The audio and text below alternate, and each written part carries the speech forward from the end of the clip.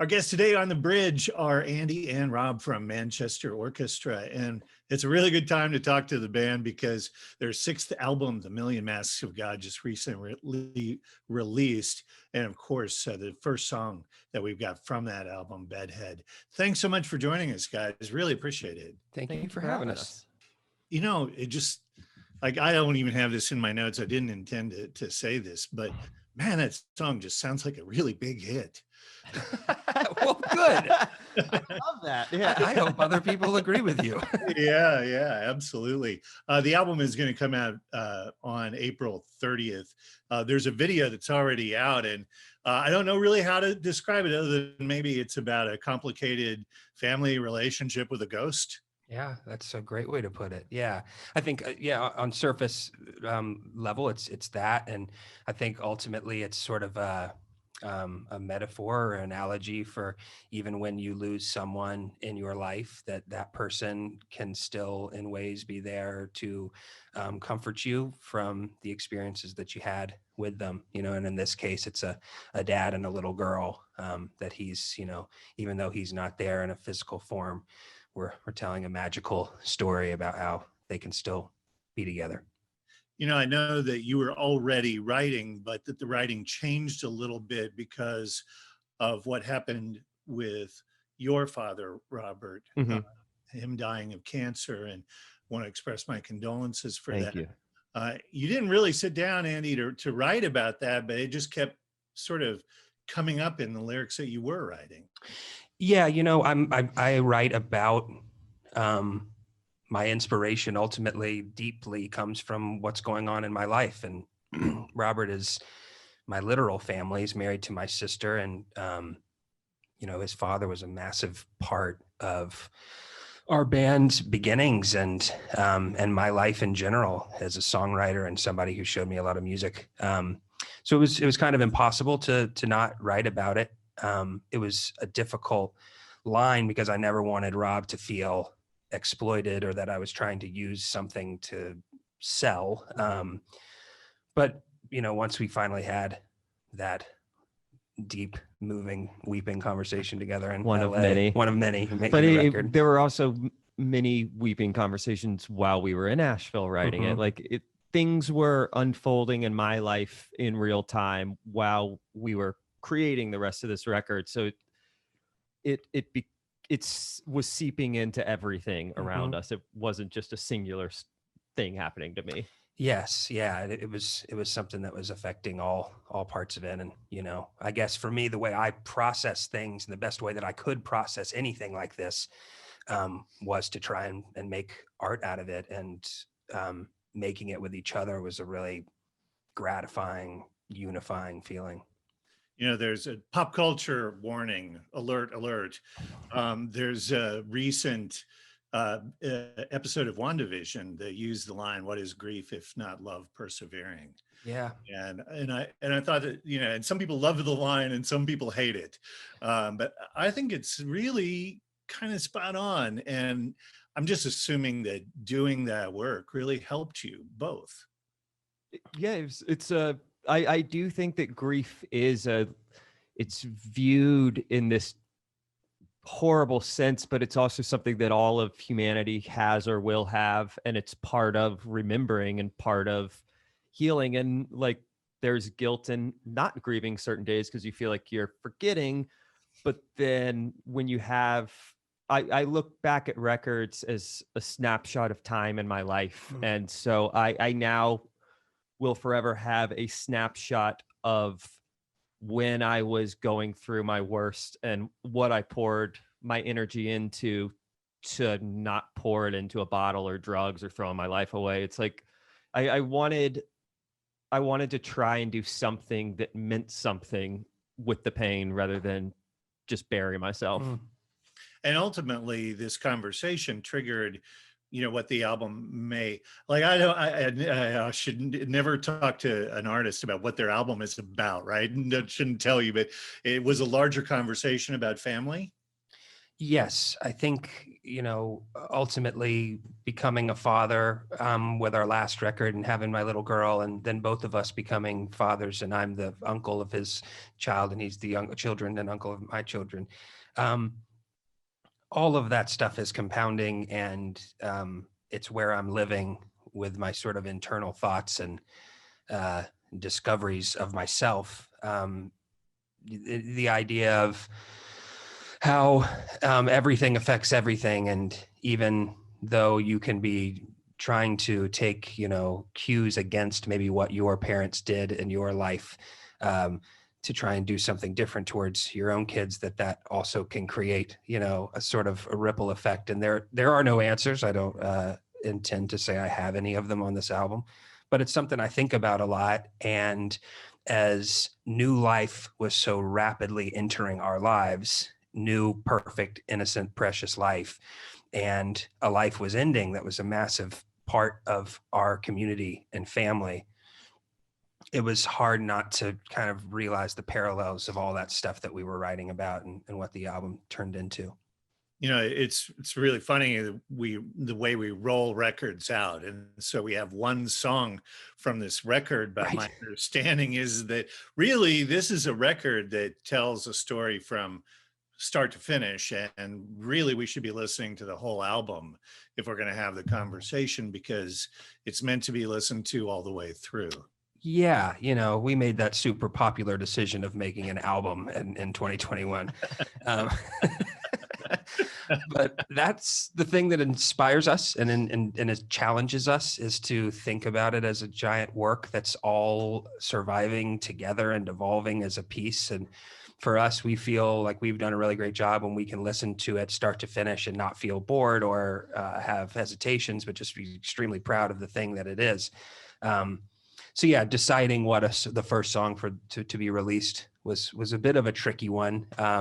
But we definitely knew when we wrote this song, it felt like it should be the thing, at least for our fan base. We felt that they would. And then we were lucky that the label thought the same thing. And Yes. First time in our career that we aligned with agreed, that. So yeah. move forward. So we get to hear, Andy, we get to hear your daughter in this track. And my understanding is that she makes other appearances throughout. Yeah, she's a bit of an executive producer role, I suppose, on the album. Yes, I document my family when they're just, with voice memos when they're talking, and we find ways. Robert's son is on the album, my mother's on the album. And she, for a long period of time, was singing her prayers at night. I would read a book with her, we'd say her prayers, and she was getting very artistic and started singing these prayers very dramatically. And of course, I'm recording like every bit I can. And one day she came home and said, I heard this story about the boy who cried wolf. And I said, okay, hold it right there.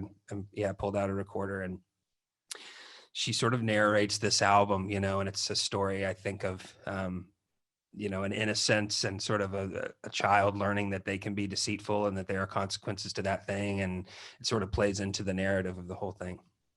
I when I was looking at this, I sort of was a little bit taken aback, because you guys made a really super interesting choice to launch this record by kind of putting a cap on the last one with a live stream, and the live stream is still available out there. It's an amazing concert of the last record. Yeah. I think when we were putting together the idea of everybody was doing live streams and doing some sort of show and performance, and we felt like we wanted to do something for our fans that would work, but also felt like we knew we were going to announce an album. So the idea of like an album and then asking somebody to pay for a show before you ask to pay for an album, we're like, is there a way we can do this? Mm-hmm. And, make it available and free. And so we started toying around with doing it at the end of last year. And yeah, we were on a flight. I think we were playing one of our only show last year in Connecticut, a socially distant show at a farm. And I just had this idea that it could be connected. And in fact, we could, during the show, project stuff from the new album. And so we just kind of set designed and plotted out what we thought the film could be. And it ended up literally going like we wanted it to, which is so rare to have an idea that actually gets pulled off. Especially, it was a very DIY production of like, our bass player was figuring out the projector. Our studio manager was cueing it. Like, we got lucky that it Yeah, landed. we did a whole lot with a whole little, and we're really grateful how it turned out. So one last question. I'm going to ask you for some music, but it feels like from what I've been reading that the new album, The Million Masks of God, may actually be a companion piece to the previous record. I mean, probably not officially in a sense. I don't think it sounds like the last album in that sense, but as far as a theme and thematically, the stuff we've been talking about, family and the deeper exploration of what that is and what life is and what happens after life. I think if that our last album was a record that went from, birth to being in your 30s as a new parent and the emotions of that, this would be a peek into what's after that. And, imagining and taking pieces of life from, folks that have lived longer than we have and sort of examining that. Our guests today are Andy Hull and Robert McDowell of Manchester Orchestra. Their sixth album, The Million Masks of God, is releasing 4/30, and Bedhead, the first track, is already out, and they're going to share music with us now on the bridge.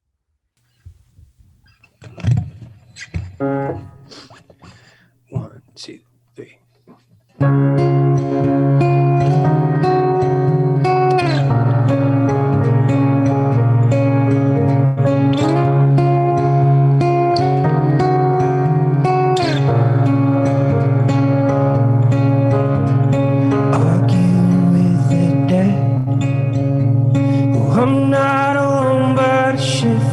Someone left death notes and talking heads,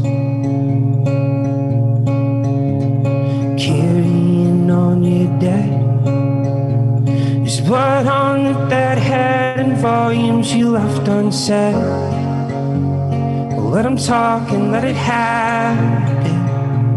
Oh, now I'm afraid you're alone. Oh my God, let me relinquish and start to distinguish my past and my time. You and I are on fire, so oh my God, let me extinguish the habit, the sequence, the loss in my mind. And now I believe in the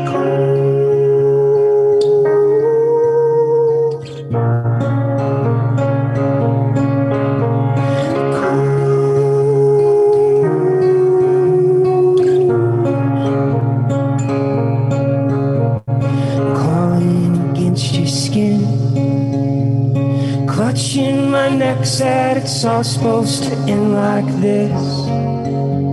Oh, you and I, a panorama. Now I believe in the ghost.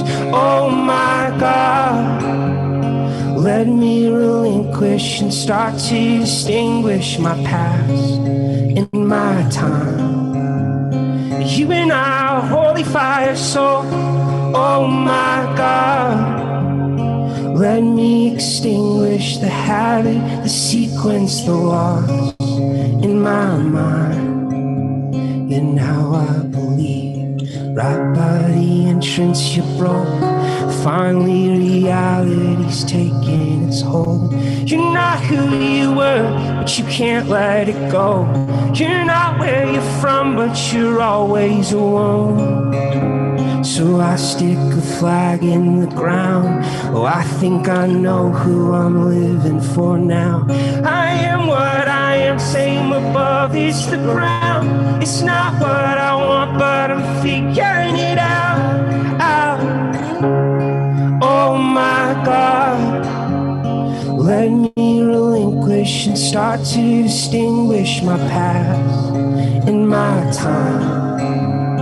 There is only love and fire, so oh my God, let me extinguish the habit, the sequence, the loss in my mind. And now I believe in the cold.